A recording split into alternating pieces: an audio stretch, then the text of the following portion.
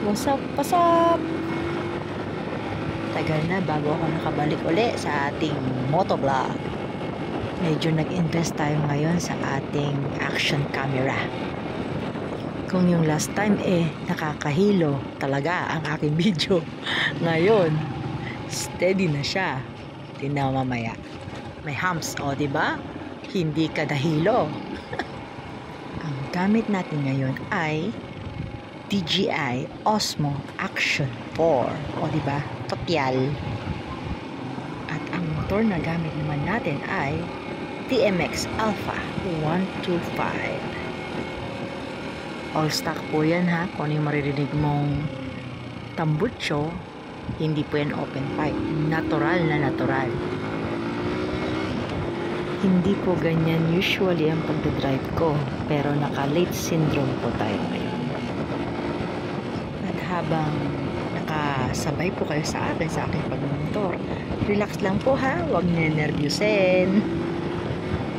At huwag po gagayahin kung hindi po kayo expert kamote. Expert driver.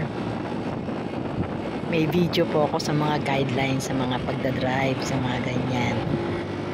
Nasa previous videos ko. Or better yet, gawa na lang ako ng remake ng guidelines na yon using yung hindi nakakahilong mga videos. Sa episode po kasi na ito, it's more on review po ng action camera na binili ko.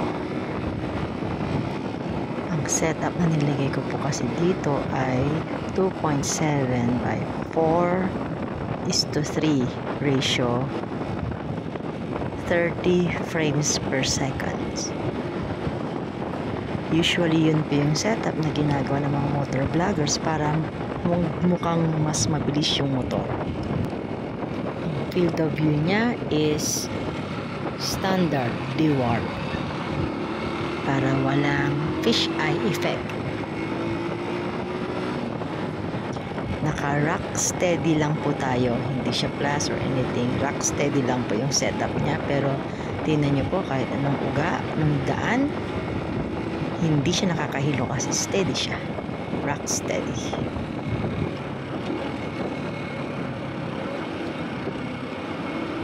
Sa mga bago pong nakakapanood, relax lang din po. Matagal na po tayong drive, mahigit 2 dekada na. Kaya wag po kayo nilabisin, medyo expert na po akong nagdadrive. At wag na rin pong gayahin pag hindi kaya yung ganitong style.